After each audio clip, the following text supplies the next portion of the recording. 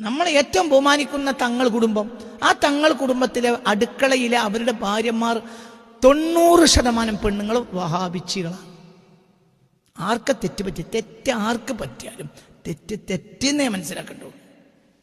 ഇന്ന് നമ്മളെ സയ്യിദന്മാരെ വലിയ വലിയ നിങ്ങൾ കൈ മുത്തിക്കൊണ്ട് നടക്കുന്ന ഈ സയ്യിദന്മാരെ വഹാബിസം ഭരിക്കാനുള്ള ഒരു പ്രധാനപ്പെട്ട കാരണം എന്താ? പ്രധാനപ്പെട്ട കാരണം അവരുടെ ഭാര്യമാർ അവർ രാത്രി ശയിക്കുന്ന അവരുടെ കിടപ്പറയിൽ ഇന്നലെ രാത്രി നേരം വെളുക്കുന്നവരെ കൂടെ കിടന്നുറങ്ങിയ ഭാര്യമാരാരാണ്? പക്ക ജുമാക്ക് പോകുന്ന വഹാബികൾ. ഈ സയ്യിദന്മാരെല്ലാം നമ്മൾ ഏറ്റിക്കൊണ്ട് നടക്കുന്ന സയ്യിദന്മാരുടെ എല്ലാം അവരുടെ അടുക്കളയിൽ അവരുടെ ഭാര്യമായുള്ളത് 90% സയ്യിദന്മാരുടെയും ഭാര്യമാര് പക്ക വഹാബികളാണ്. അപ്പൊ അവരുടെ ഉള്ളിന്റെ എന്താണ്? വഹാബിസാണ്. അത് അങ്ങനെ കേറൂ. അത് വഹാബിസാണ് അവരുടെ ഉള്ളിൽ. അതങ്ങനെ വർക്ക് ചെയ്യുള്ളൂ.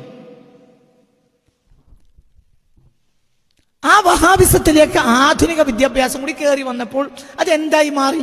ലിബറലിസം.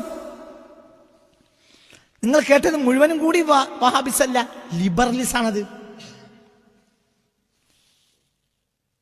അപ്പൊ എന്താ ഇനി നമ്മൾ എന്താ ചെയ്യേണ്ടത്? നീ ഇവരെ ഏറ്റിക്കൊണ്ടാണെന്ന് ഇവരെയും കയ്യും മുത്തി ഇവരെ കൊണ്ട് ഉദ്ഘാടനമൊക്കെ ചെയ്യിപ്പിച്ചിട്ട് ഇവിടെ സുന്നിയെ നിലനിർത്താൻ കഴിയില്ല. അതിന് അവരെ മാറ്റി നിർത്തണം.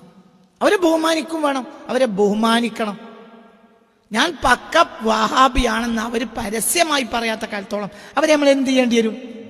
പക്ഷെ അവരിലൂടെ ഒരു പ്രൊഡക്റ്റായി പുറത്തു വരുന്നത് എന്തായിരിക്കും? വഹാബിസം. അതിനെ നമ്മൾ സ്വീകരിക്കണ്ട, അവരെ നമ്മൾ ബഹുമാനിക്കണം. ഈ സയ്യിദന്മാരെ മുഴുവൻ ബഹുമാനിക്കണം. പക്ഷെ അതേ സമയത്ത് അവരെ നമ്മൾ ഉൾക്കൊള്ളരുത്. എന്തുകൊണ്ട്? അവരെ ഉള്ളിൽ ആക്ട് ചെയ്യുന്നത് വഹാബിസാണ്.